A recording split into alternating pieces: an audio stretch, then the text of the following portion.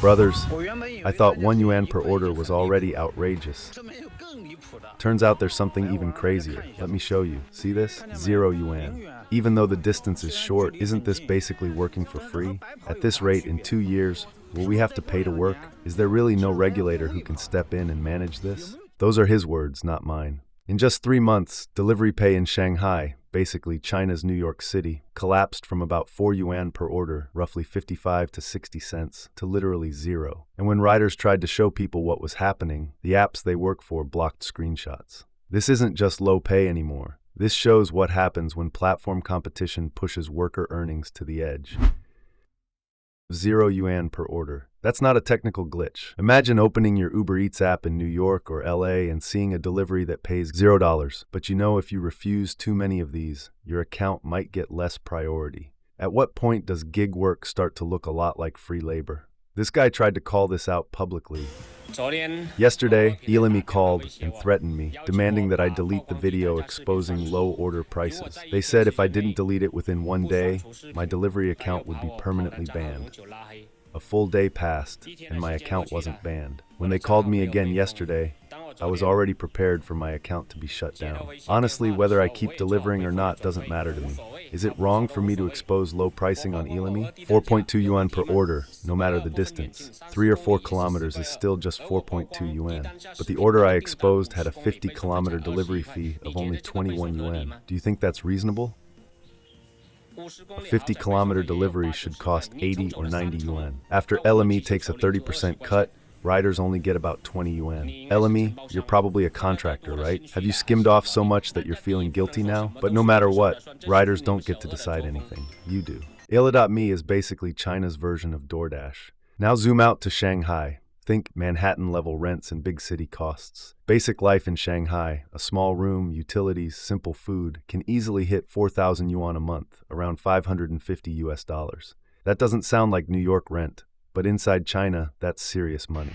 Brothers, this time the sky has really fallen. In Shanghai, a top-tier megacity, food delivery order prices have been pushed down to 1 yuan per order. Can anyone even survive on this? Before JD entered Shanghai, the base price here was 4 yuan per order. Within 3 months, the base price dropped to just over 3 yuan. Now it's skipped the 2 yuan era completely and gone straight into the 1 yuan era. Once you drop prices this low, the other 2 platforms will see people still taking these orders, and then they'll follow suit. Isn't this completely destroying the market? My living costs here, rent, utilities, food, are almost 4,000 yuan a month. At just over 1 yuan per order, I'd have to complete more than 3,000 deliveries just to barely survive. If prices don't rebound, I honestly think most riders in Shanghai will have no choice but to go home and farm. JD is kind of like China's Amazon, and 1 yuan is about 14 US cents. Imagine being a DoorDash driver in New York and needing over 100 orders a day just to pay rent and buy groceries. Here's another driver for another major company, Meituan. Think of it as China's Uber Eats plus Yelp in one app. Watch what happens when this rider tries to screenshot his earnings page. Brothers, Meituan just launched a powerful new feature. After updating the app to the latest version, you can't take screenshots anymore. Look, I'll try to take one for you. See? No response at all. Then a message pops up saying, this page does not allow screenshots. And it's not just this page, it's the entire app. For example, I want to screenshot how much I earned today. Same thing. Below, a small line of text appears. This page does not allow screen capture. And it's not just screenshots. Even screen recording doesn't work anymore.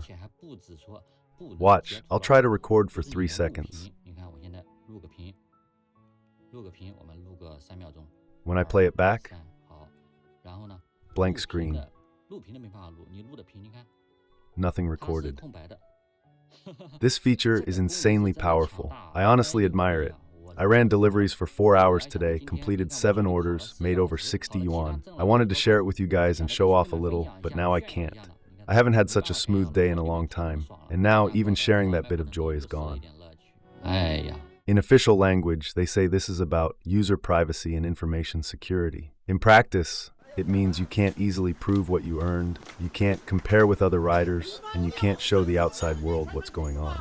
Every country has its own version of gig workers getting squeezed. The difference here is how tightly the platforms and the rules around them can make a problem disappear from view. In the US, gig workers argue about things like California's Prop 22, employee status, benefits, but at least they can screenshot their pay. In China, the app simply removes that step. The system didn't just cut his pay, it quietly took away his ability to talk about his pay.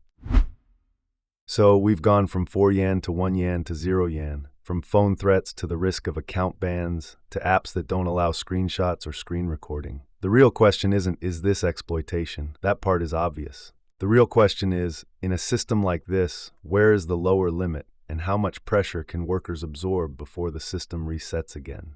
Tell me in the comments what you think, and make sure you're subscribed so you don't miss any of these stories direct from China. Click here for the next one.